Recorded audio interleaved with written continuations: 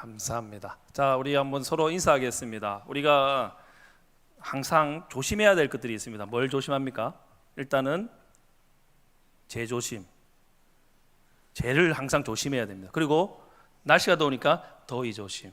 제일 중요한 사람 조심. 자, 옆에 한번 인사하겠습니다. 자, 항상 조심하시기를 바랍니다.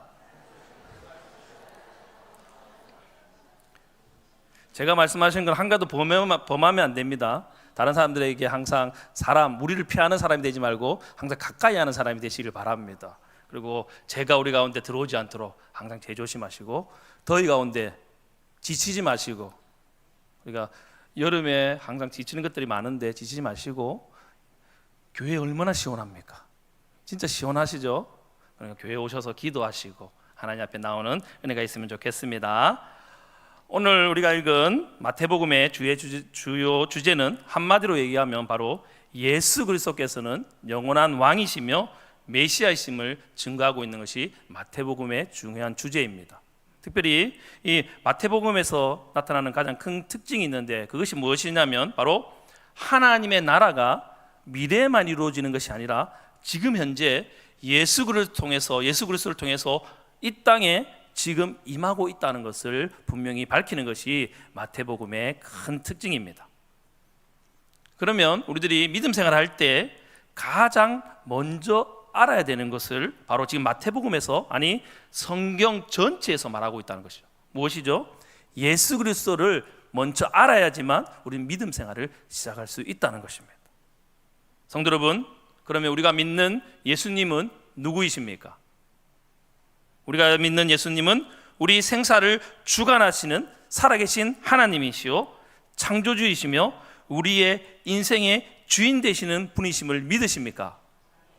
그분을 바로 알아야지 우리는 시작할 수 있습니다. 또한 오직 예수 그리스도만 통하여서 우리의 모든 문제가 해결되고, 예수 그리스도만 통하여서 구원받을 수 있는 믿음의 확신을 가질 수 있게 되는 것입니다. 이러한 믿음의 확신을 가지고 항상 하나님의 은혜 가운데 살아가는 성도님들이 다 되시기를 바랍니다. 이렇게 우리의 주인 되신 예수님께서 지금 우리를 선택하여 하나님의 자녀로 불러주셨습니다. 이 은혜를 기억하시고 오늘 본문 마태복음 10장 말씀을 보면서 예수님께서 우리를 선택하시고 하나님 나라의 백성이 되게 하신 하나님의 사랑을 살펴보면서 같이 은혜 받는 귀한 시간이 되기를 간절히 바랍니다. 첫 번째로, 예수님께서 먼저 우리를 선택하여 불러주셨습니다. 오늘 우리가 읽은 마태복음 10장의 말씀에 보면, 특별히 1절과 4절의 말씀에 보면 예수님께서 12제자를 이름을 불러가면서 한 명씩 부르시는 구체적인 장면이 나오는 것을 볼 수 있습니다. 특별히 오늘 1절 말씀 다 같이 한번 읽어보도록 하겠습니다. 예수께서 그의 12제자를 부르사 더러운 귀신을 쫓아내며 모든 병과 모든 약한 것을 고치는 권능을 주시니라. 지금 말씀을 보면 예수님이 많은 사람들 중에 특별히 몇 명을 뽑습니까? 12명을 선택하십니다. 12명의 제자를 선택하시고 그들에게 더러운 귀신을 쫓아내고 모든 병과 모든 약한 것을 고치는 권능을 주시는 장면으로 오늘 10장을 시작하고 있습니다. 그런데 왜 예수님은 12제자에게 이러한 권능과 능력을 제자에게 허락하셨습니까? 이 제자들에게 허락하셨습니까? 그것은 바로 제자들이 나아갈 때 하나님의 능력과 하나님의 의에 힘입어서 하나님 나라를 효과적으로 전파하기 위해서 이러한 능력과 권능을 주셨다는 것입니다.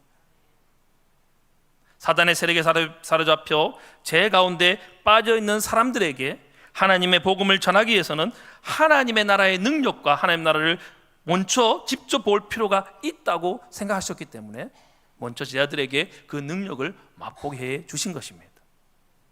그래서 제자들에게 그러한 권능과 능력을 허락하신 것입니다. 고린도전서 4장 20절의 말씀에 보면 이러한 말씀이 있습니다. 같이 한번 읽어보겠습니다. 하나님의 나라는 말에 있지 아니하고 오직 능력에 있음이라. 아멘. 믿으십니까? 하나님 나라는 말에 있지 아니하고 하나님의 능력에 있습니다. 사람의 말에 힘이 있는 것이 아니라 하나님의 말씀 가운데, 하나님 가운데 능력이 있다는 사실을 믿으시기를 바랍니다. 여러분, 아무리 정교한 논리와 탁월한 지식으로 사람들을 설득한다 할지라도 하나님의 말씀과 하나님의 능력이 없으면 아무런 소용이 없습니다. 그러므로 여러분, 오직 하나님의 나라는 말이 아닌 하나님 주신 능력이 있다는 사실을 꼭 믿으시고 그 능력으로 모든 것을 감당하는 성도들이 다 되시기를 간절히 바랍니다. 그런데 예수님께서 제자들을 부르시는 장면을 보면 제자들이 먼저 예수님을 선택한 것이 아니고 바로 예수님께서 먼저 제자들을 일일이 선택하셨다는 것입니다. 마태복음 9장 9절에 보면 제자 마태를 부르시는 장면이 나옵니다. 세관 앞에 앉아있다가 예수님의 부름에 응답합니다. 그리고 마태복음 4장 18절에서 22절에 보면 베드로, 안드레, 세베대의 아들 야고보, 그의 형제 요한, 어부로서 바다에서 고기를 잡고 있다가 또 그물을 깃고 있다가 예수님이 부르시니까 제가 따라가겠습니다. 이렇게 예수님의 부르심에 응답합니다. 여러분, 혹시 선택이라는 단어의 뜻이 무엇인지를 아십니까? 선택했다. 선택이라는 단어, 바로 여러 개가 있는 가운데 필요한 것을 골라 가지는 것입니다. 필요한 것을 고르는 것이 바로 선택입니다. 다시 말해서 여러 많은 것 가운데 하나를 뽑았다는 것입니다. 성도 여러분, 우리들이 속한 곳에서, 학교에서, 직장에서, 교회에서, 삶에서 여러 사람들이 있는데, 직장에서 여러 사람들이 있는데 사장님이 특별히 나를 불러서 일을 하라고 맡겼다. 여러분, 그것이 어떻게 했습니까? 기쁘고 자랑이 되고 다른 사람들에게 알리고 싶지 않겠습니까? 하물며 집에서 가족들이 있는데 많은 애들 중에 너를 딱 데려가서 너 맛있는 거 사줄게 라고 부모님이 데리고 가면 그 자녀는 얼마나 기쁘겠습니까? 여러분, 하물며 많은 사람들 중에 하나님이 우리를 콕 집어서 너를 자녀로 삼겠다라고 말씀하셨습니다. 주님의 우리를 먼저 선택하여 불러주셨다는 사실을 믿으시기를 바랍니다. 사람에게 선택받아도, 직장에서, 학교에서 내가 어떤 발표를 하는데 선택받아도 얼마나 기쁩니까? 얼마나 자랑스럽습니까? 하물며 하나님의 선택을 받은 우리들이 어떠한 말로 형용할 수 있겠습니까? 말할 수 있겠습니까? 사랑하는 성도 여러분, 하나님 우리를 선택하셔서 먼저 불러주신 은혜에 감사하는 성도들 다 되시기를 바랍니다. 그런데 하나님이 이렇게 우리를 선택하신 하나님은 이 선택을 아주 오래전부터 계획하시고 성별하셨다는 것입니다. 그 말씀이 바로 예레미야 1장 5절 말씀에 잘 표현하고 있습니다. 예레미야 1장 5절 말씀입니다. 다 같이 한번 읽어보겠습니다. 내가 너를 모태에 짓기 전에 너를 알았고 내가 배에서 나오기 전에 너를 성별하였고 너를 여러 나라의 선지자로 세웠노라 하시기로. 예레미야 선지자는 이 세상을 지으신 창조주 하나님, 이 세상을 주관하신 하나님이 내가 어머니 모태에 있기 전에 벌써 선택하여서 나를 부르셨다라고 고백하고 있습니다. 여러 사람들 중에, 많은 사람들 중에 나를 벌써, 내가 생기기 전에 나를 선택하셨다라고 말씀하고 있는 것입니다. 지금 이 자리에 참석한 성도님들은 그냥 이 자리에 온 것이 아니라 주님이 선택하여 불러주셨다는 사실을 믿으시고 우리를 선택하여 주신 하나님 은혜에 항상 감사하는 성도님들이 되시기를 바랍니다. 성도 여러분, 선택하였다는 것은 그냥 뽑아서 그것을 많은 중에 한 개 뽑아서 끝나는 것이 아니라 끝까지 책임지는 그까지 선택의 의미를 가지고 있습니다. 바로 선택은 그 행위 자체로 끝나는 것이 아니라 책임의 의무가 있다는 것입니다. 여러분들 학교를 다 다니셨죠? 초등학교, 청소년부에서는 이 말을 하면 잘 모르지만 국민학교, 중학교, 고등학교, 대학교 지나서 제가 아내를 만나고 결혼을 하고 아기를 낳고, 여러분 계속 우리는 선택을 합니다. 학교를 선택하고 직장을 선택하고 결혼이라는 것을 선택하고 자녀를 낳기를 선택하고 자녀를 어떻게 기를까를 선택을 합니다. 근데 그 선택을 할 때 당연히 책임이 따라옵니다. 선택하고 버려두면 그것은 선택이 아닙니다. 선택은 항상 그 책임이 따라오게 되어 있습니다. 그런데 사람의 선택은 책임을 지는 사람의 정직과 신실성과 주변의 환경 때문에, 여러 가지 요인 때문에 흔들릴 수 있습니다. 그런데 하나님의 선택은 사람의 선택과 다릅니다. 하나님이 한번 선택하여 불러주시면 하나님이 이 세상 끝나는 날까지 책임져 주신다는 사실을 믿으시기를 바랍니다.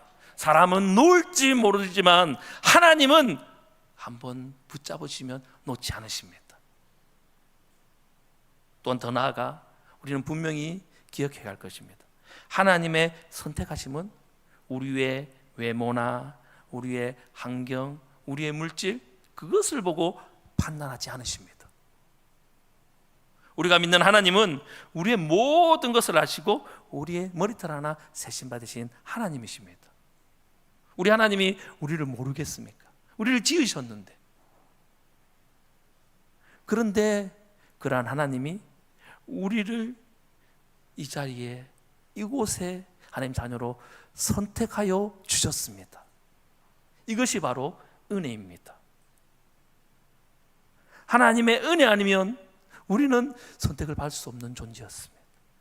요한복음 1장 47절에 보면 예수님은 자기에게 나오는 나다나엘을 보시고 그 마음과 생각을 알아보셨습니다.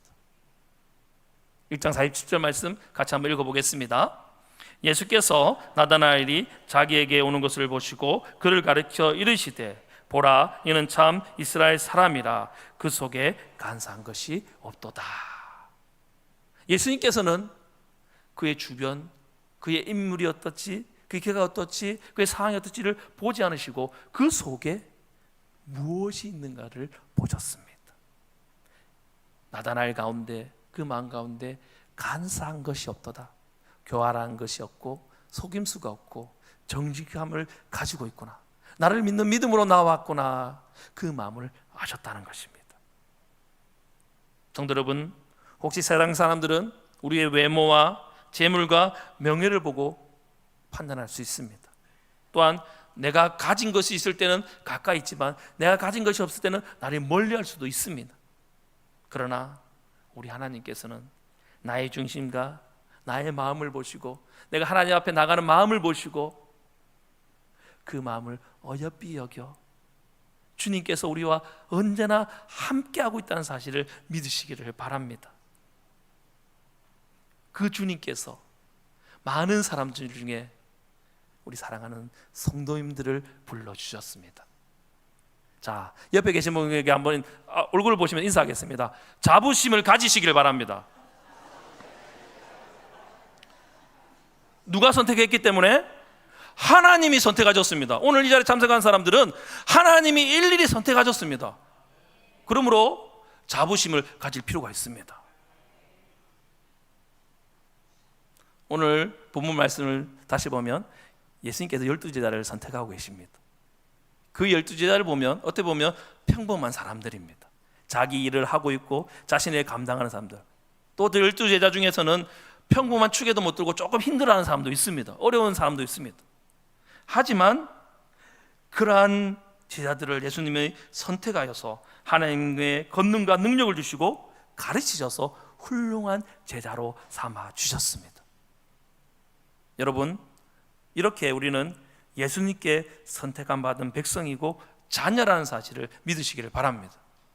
우리의 상황 필요 없고 주님이 보시고 선택하여 불러주셨습니다. 그런데 우리들을 자신을 한번 잘 살펴보십시오. 혹시나 다른 사람보다 우리가 좀 잘난 게 있습니까? 내가 다른 사람보다 조금 똑똑한 것 같고 재능이 많은 것 같습니까? 어떻게 보면 저도 여러분과 비교해 보면, 성도들과 비교해 보면 너무나 부족한 사람입니다. 그러나 그럼에도 불구하고 우리 예수님이 나를 선택하셔서 제가 하나님을 믿는 믿음으로 하나님의 자녀가 되었다는 사실을 믿고 있습니다. 이런 사실을 믿으십니까? 주님이 선택하여 불러주셨습니다. 그래서 하나님을 믿는, 예수님을 믿는 믿음으로 우리는 하나님의 자녀가 되었습니다. 이것이 바로 하나님의 은혜이고 하나님의 선물입니다. 에베소서 2장 8절의 말씀입니다. 다 같이 한번 읽어보겠습니다. 너희는 그 은혜에 의하여 믿음으로 말미암아 구원을 받았으니 이것이 너희에게서 난 것이 아니요 하나님의 선물이라.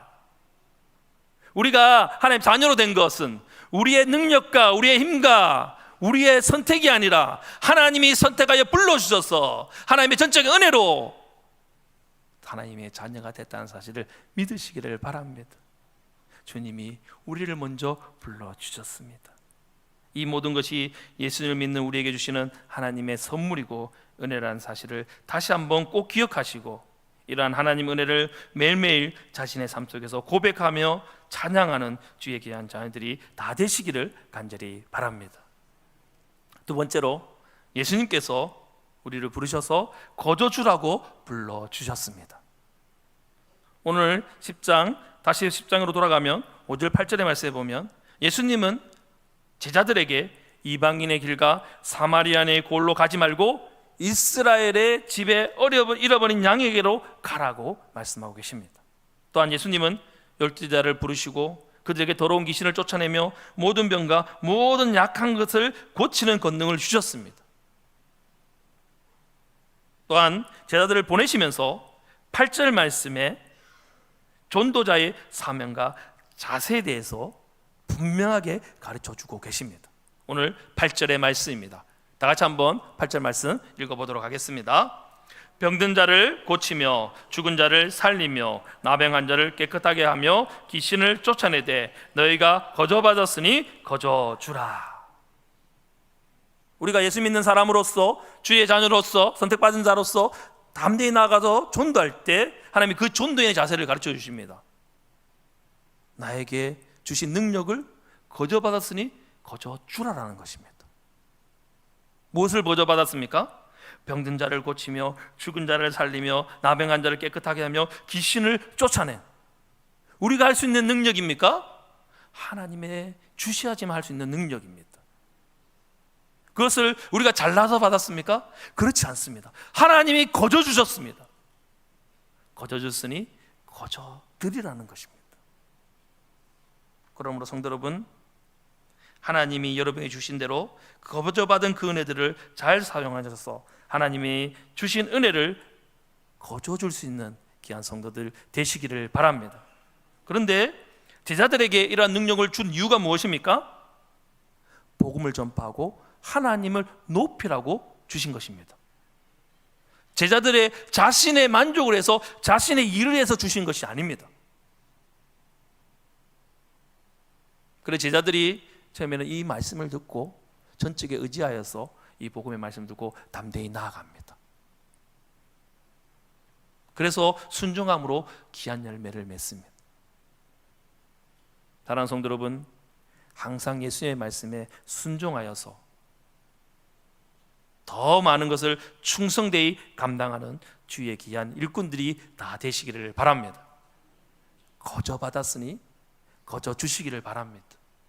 나에게 거저 주신 은혜, 그 은혜 나눠주시기를 바랍니다.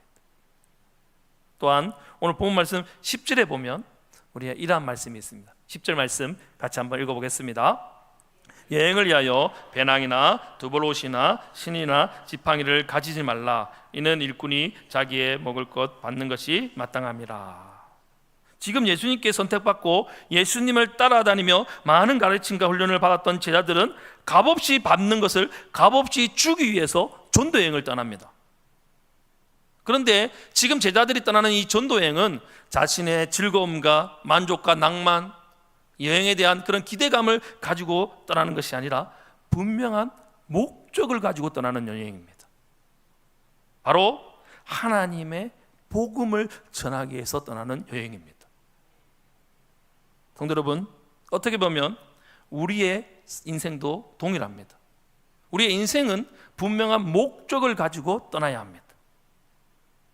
우리가 살아가면서 우리가 목적 없이 떠나가면 그의 인생은 헤매게 됩니다. 존 버넌의 철로역정이라는 책이 있습니다. 이 철로역정은 나그네가 어디로 나갑니까? 천국을 향하여, 천성을 향하여 담대히 나아갑니다. 그 가운데 어려움과 환난이 있습니다. 하지만 그는 분명한 무엇이 있었습니까? 목적이 있었습니다. 여러분, 그럼 우리의 인생의 목적은 무엇입니까? 다시 묻겠습니다. 여러분은 하나님의 자녀이십니까? 우리를 하나님의 자녀로 주님께서 불러주셨습니다. 그러면 하나님의 자녀의 신분에 맞게 그의 인생의 목적을 정해야 합니다. 하나님이 왜 주의 자녀로 불러주셨습니까? 주의 복음을 전하라고.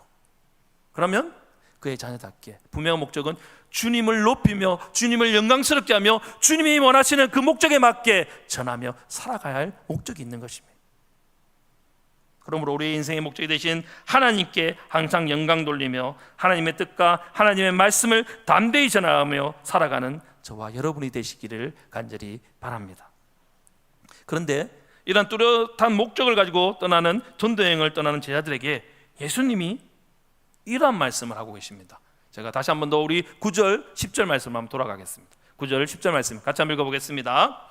너희 전대에 금이나 은이나 동을 가지지 말고 여행을 위하여 배낭이나 두보롯이나 신이나 지팡이를 가지지 말라. 여러분, 여행을 가신 적이 있으십니까? 지금까지 여행을 한 번도 안 가보신 분이 계십니까? 여행을 가실 때 여러분은 무엇을 준비하십니까? 국내에 가면 무엇이 필요합니까? 여행을 안 가보셔서 잘 모르시죠? 예, 옷도 필요하고 먹을 것도 필요하고 여러 가지 필요합니다.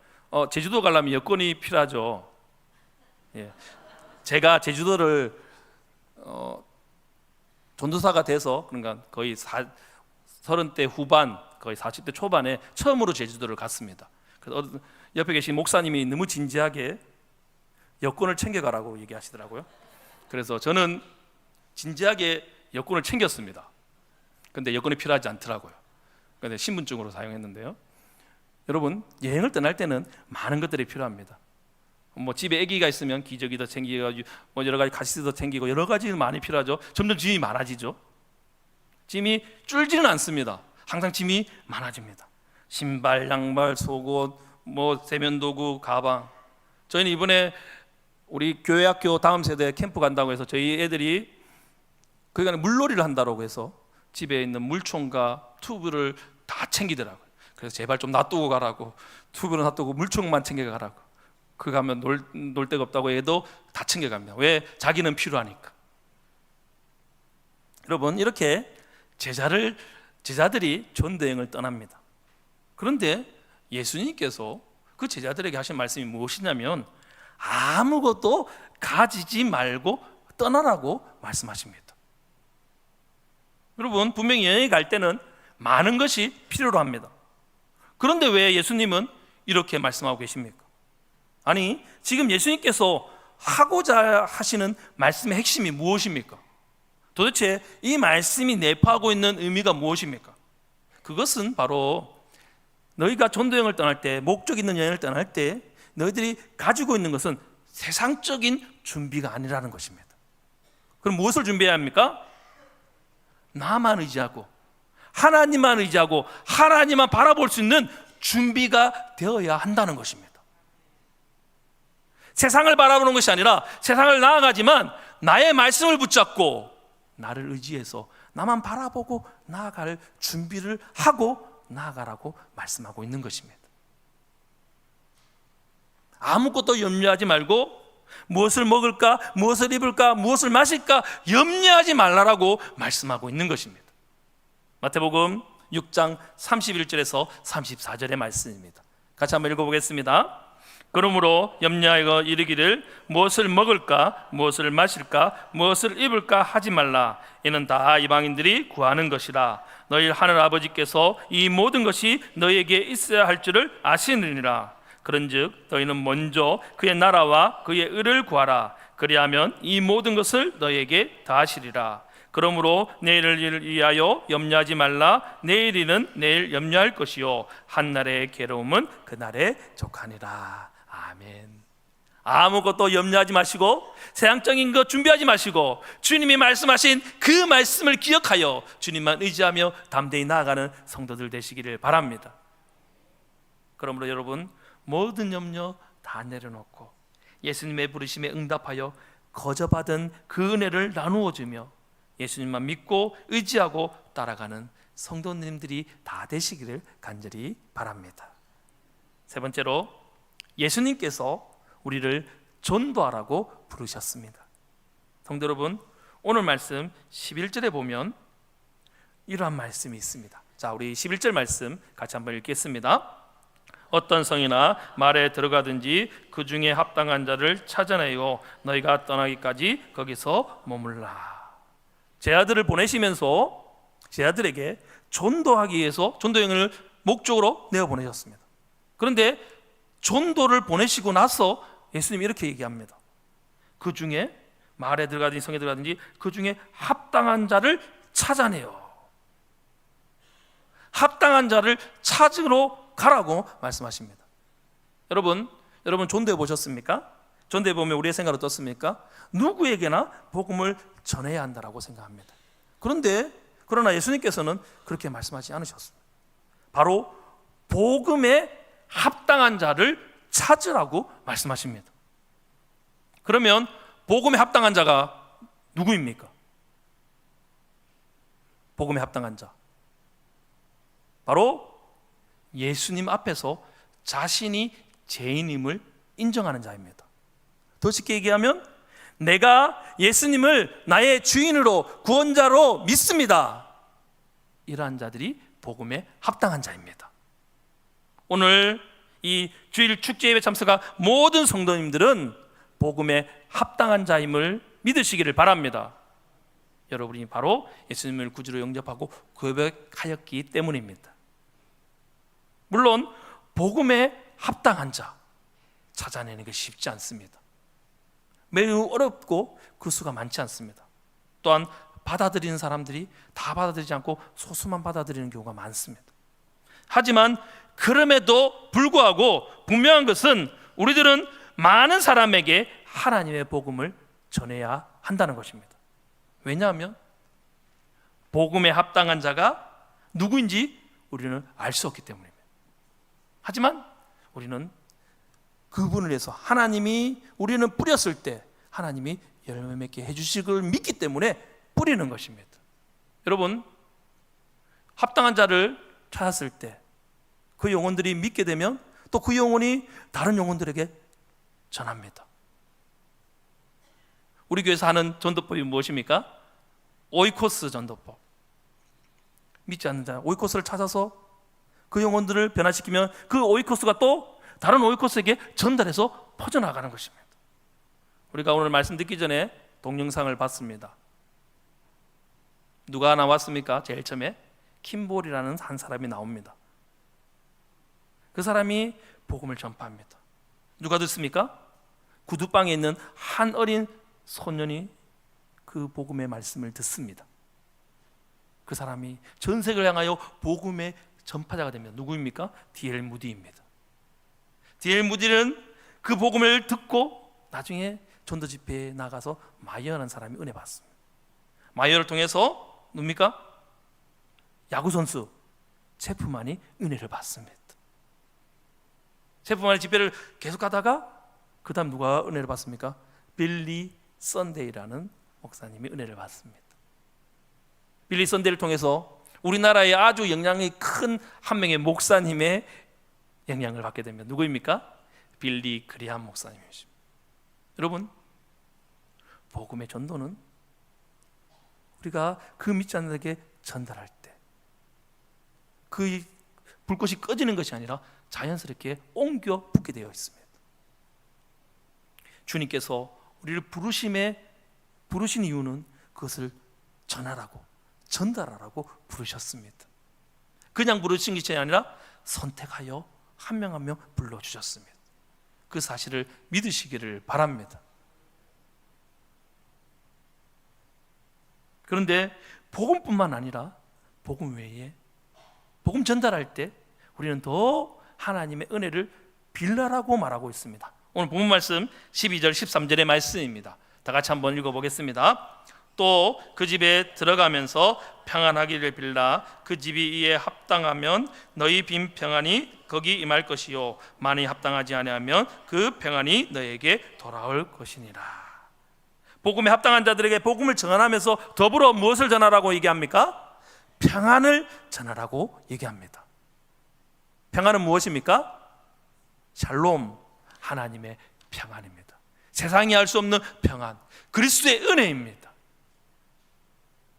그것을 전하라 합니다. 그런데 복음에 합당한 자에게 평안을 빌면 평안을 받는 자와 전하는 자가 다 같이 은혜를 받는다는 것입니다. 더 나아가 만약에 그 평안을 받지 않으면 나에게 갑절의 은혜가 있다는 것입니다. 여러분, 이것만큼 수지 맞는 것이 어디 있습니까?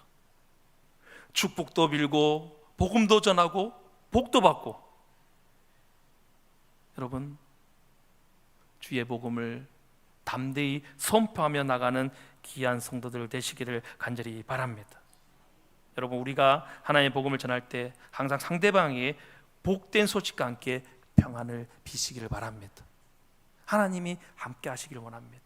함께 하나님의 은혜가 함께 하시기를 바랍니다. 하나님의 평안이 너희 가정 가운데 함께 있기를 바랍니다.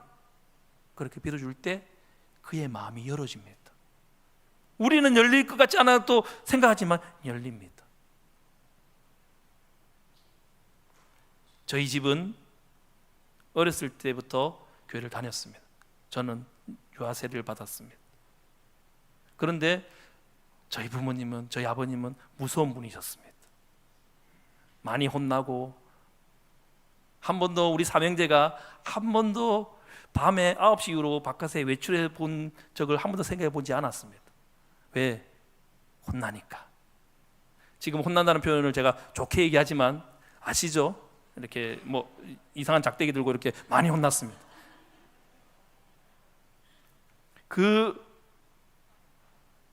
복음을 저희 아버지가 저희한테 예수 믿으라, 교회 다니라고 얘기했을 때 잘 믿지 않았습니다.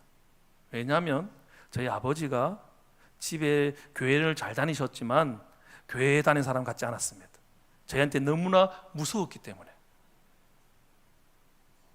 그런데 나중에 복음을 놓지 않고 항상 붙잡고 있었습니다. 교회를 무서워서 떠나지 못했지만 어떻게든지 교회를 붙잡고 교회를 다니며 은혜를 받게 되었습니다. 지금 현재 저희 삼형제는 다 목사가 되었습니다. 여러분, 하나님의 평안은 알 수 없습니다. 세상의 사람들은 알 수 없습니다. 그렇지만 우리는 하나님의 평안을 알 수 있습니다. 왜? 우리에게 그것을 위해서 불러주시고 은혜를 주셨기 때문입니다. 여러분, 여러분의 삶 가운데 하나님 주신 그 은혜가 많다는 것을 알고 있습니다. 그 은혜 가운데 온전히 나아가며 전심전력 다하려 하나님 복음과 평안을 전하는 운하교회 성도님들이 다 되시기를 바랍니다. 여러분, 말씀을 마무리하겠습니다. 우리가 믿는 기독교의 진리는 매우 단순합니다. 요한복음 1장 12절의 말씀입니다. 다 같이 한번 읽겠습니다. 영접하는 자, 곧 그 이름을 믿는 자에게는 하나님의 자녀가 되는 권세를 주셨으니. 하나님의 복음을 믿고 예수님을 영접하면 하나님의 자녀가 되고, 믿지 아니하면 멸망당한다는 사실을 믿으시기를 바랍니다. 성도 여러분, 이러한 놀라운 하나님의 그 복음을 전파하실 때마다 우리들의 인간적인 걱정과 염려를 다 내려놓고 아무 염려하지 말고 오직 믿음으로 담대히 씨를 뿌리는 성도님들이 다 되시기를 바랍니다. 그럴 때 우리 주님께서 거두어 주실 것입니다. 하나님의 은혜와 예수님의 사랑으로 우리를 선택하여 불러주셨습니다. 또한 거저받았으니 거둬주라고 그 주님께서 말씀하고 계십니다. 그러므로 먼저 선택받은 자로서 예수님이 주신 복음의 사명과 믿음에 무조건적으로 순종하여서 하나님의 은혜를 모르는 자들에게 지혜롭게 전도하고 더 나아가 평안하기를 빌어주는 주의 귀한 자녀들이 다 되시기를 주님의 이름으로 간절히 소망합니다. 아멘. 사랑과 영원하신 하나님 아버지, 너무나 감사합니다. 하나님께서 우리를 먼저 불러주셔서 주의 자녀 삼아주신 하나님, 너무나 감사합니다. 주의 부르심에 합당한 삶을 살아가는 저희들 되게 하여 주옵소서. 그 주신 은혜로 하나님, 그 은혜를 거저받았으니 거저주라고 말씀하신 하나님, 그 은혜에 감사하여서 거저주며 전달하며 하나님 주신 그 복음의 말씀에 전도하는 일에 힘써서 감당하는 저희들 되게 하여 주옵소서. 모든 영광 주님께 올려드립니다. 주님 홀로 영광받아 주옵소서. 살아계시 역사하신 주 예수 그리스도 이름으로 기도드립니다. 아멘.